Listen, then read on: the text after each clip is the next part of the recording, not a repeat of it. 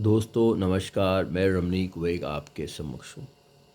और दोस्तों आज मैं तनाव, स्ट्रेस, एंग्ज़ायटी, डिप्रेशन इन सब चीज़ों के लिए जो प्राणायाम है उसकी चर्चा करूँगा।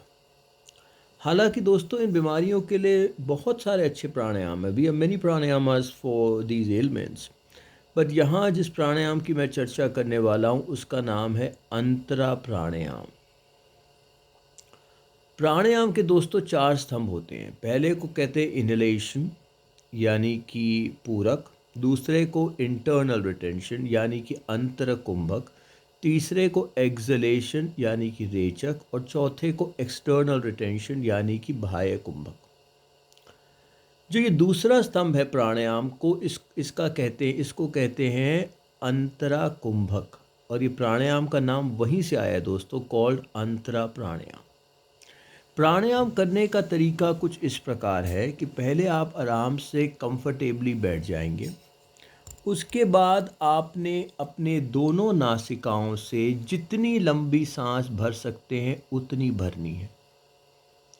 उसके तुरंत बाद आपको ऐसे जलंधर बंद लगाना है और जितनी लंबी देर तक सांस रोक सकें उतनी लंबी सांस रोकनी। जब सांस रोकने में आपको ज़रा भी दिक्कत महसूस हो, आप ऐसे जलंधर बंद पहले खोलिएगा और उसके बाद जितना धीरे धीरे करके सांस निकाल सकते हैं उतना धीरे धीरे करके निकालिएगा। ऐसे में हमारा एक राउंड ख़त्म होगा अंतरा प्राणायाम का। दोस्तों आपको 4-5 बातों का ख्याल रखना है जब आप इस प्राणायाम को करें। पहली बात कि जब आप सांस रोकें जालंधर बंद का प्रयोग ज़रूर कीजिएगा, विच मीन्स चिन लॉक। दूसरी बात, अपनी क्षमता के केवल 80% तक सांस रोकना है। यानी कि दोस्तों अगर आपको लगे कि भाई मैं आराम से 10 सेकंड तक सांस रोक सकता हूँ तो केवल 8 ही सेकंड तक रोकिएगा। और तीसरी बात, जब आप सांस छोड़ें तो बहुत धीरे धीरे करके छोड़ें। अगर आप जल्दबाजी में सांस छोड़ देंगे तो हमारा सेलुलर प्रेशर नहीं बनेगा, कोई फ़ायदा नहीं होगा।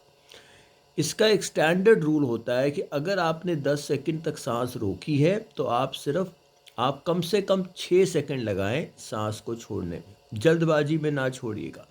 अगर आपने 10 सेकंड में सांस रोकी है और अगर आप 2 या 3 सेकंड में छोड़ देंगे तो लाभ नहीं मिलेगा। तो कहने का तात्पर्य क्या है कि your acceleration should be at least 60% that of retention. दोस्तों एक बात और यहाँ बताना चाहूँगा कि इस प्राणायाम को करते समय सेफ्टी प्रिकॉशंस का ख्याल ज़रूर कीजिएगा, क्योंकि बहुत सारे ऐसे पेशेंट्स होते हैं, बहुत सारी ऐसी दिक्कतें हैं जिनमें ये प्राणायाम नहीं किया जा सकता। उदाहरण के तौर पे हाई बीपी वाले patients, pregnant ladies, heart patients, asthmatic patients, bronchitis patients, ये सारे पेशेंट जो है ये प्राणायाम नहीं कर सकते। बहुत और भी सिचुएशंस हैं जिनमें ये प्राणायाम को नहीं किया जाता। तो दोस्तों प्राणायाम करते समय सेफ्टी प्रिकॉशन का ख्याल ज़रूर कीजिएगा। अच्छा दोस्तों मैं चलता हूँ और आपका दिन शुभ रहे।